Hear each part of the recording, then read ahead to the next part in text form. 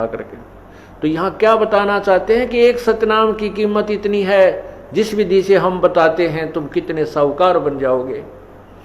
सतनाम एक पालड़े रंग होरी हो, 14 लोक चढ़ावे राम रंग होरी हो, 3 लोक पास्यंग धरे रंग होरी हो, भाई तो न तुला तुलाया राम रंग होरी हो। तो भी वो पलड़ा भारी रहेगा। कौन सा? जो एक श्वास उस श्वास का सिमरण है। अब आप देख लेना आप कितना सुमन करते हो और फिर भी रह जाते हो। इसका मतलब है कि हमारे ऊपर बहुत ज्यादा ऋण है, बहुत ज्यादा ऋण है। असंख्य युग हो गए हमने यहाँ इस काल के जाल में फंसों को, और काल ये ऐसा चतुर है कि हमारे पुण्यों को बहुत शीघ्र बर्बाद करवा देता है, कोई न कोई कारण बनवा देता है। और फिर हम जैसे थे उसे फिर हो जाए। उसके लिए सावधान रहना होगा। हमने अपने पुण्यों को कहीं नहीं बर्बाद करना है।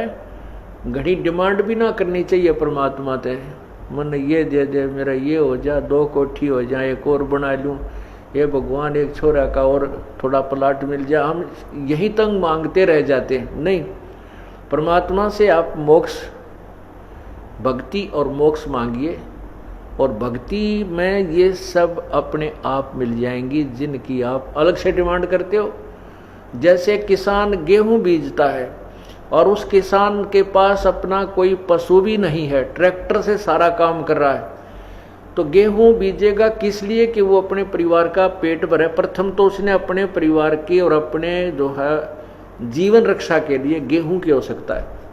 उससे बचेगा जो सामग्री तो उसको बेचकर अपना अन्य काम वो करेगा। तो इसी प्रकार जैसे गेहूं बीज दिया, उसका उद्देश्य था अपनी रक्षा करना, अपना पेट भरना, परिवार का पेट भरे उस अन्न से। लेकिन गेहूं वो अन्न बनने से पहले भूसा पहले बनता है।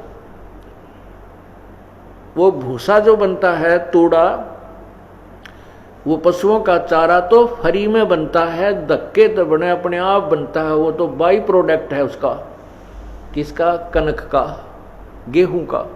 इसी प्रकार यदि हम मोक्ष उद्देश्य से भक्ति मांगते हैं प्रभु से, तो उस भक्ति के अंदर यहाँ के तुमने जो ठाठ बाट की आवश्यकता है वो तो आप मिलेंगे, बिना मांगे मिलेंगे। वो तो भूसा है यहाँ का।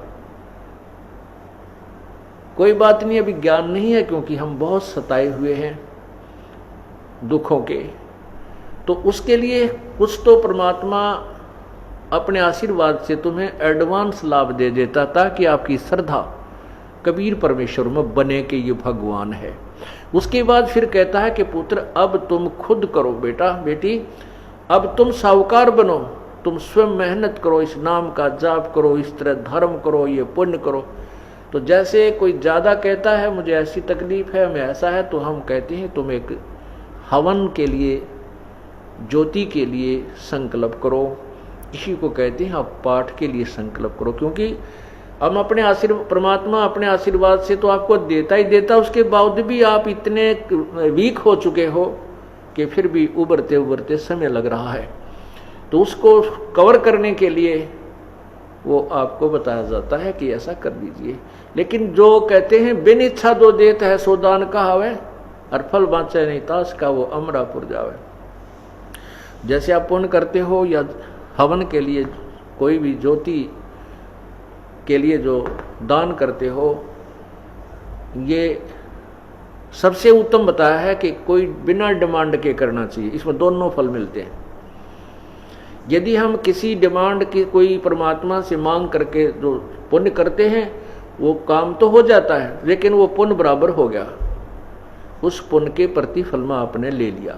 और बिन इच्छा जो देते सो दान कहावे, फल बाँचे नहीं तास का वो अमरापुर जावे। जो दान आप करते हो सब इच्छा से, कर्तव्य समझकर, जैसे गीता जी के 3रे अध्याय में लिखा है कि जो व्यक्ति परमात्मा के दिए हुए उस धन में से जो दान नहीं करता वो तो पापी, एक पाप खाता है। इसलिए हमारा परम कर्तव्य है कि हम कुछ पुण्य करें, यज्ञ करें। तो उसके लिए हमारा परम कर्तव्य समझ करके हम जो पुण्य, दान, जो भी करते हैं, पाठ आदि करवाते हैं, उसका फल दोनों लाभ देता है। वो आपके जो काम अड़े हुए हैं उनको भी सेट करता है, क्योंकि आपने बिन इच्छा एक कर्तव्य समझकर दान पाठ आदि करवाया है, और आपको सतलोक जाने के लिए भी उसका पुण्य सहयोगी शेष रह जाता है।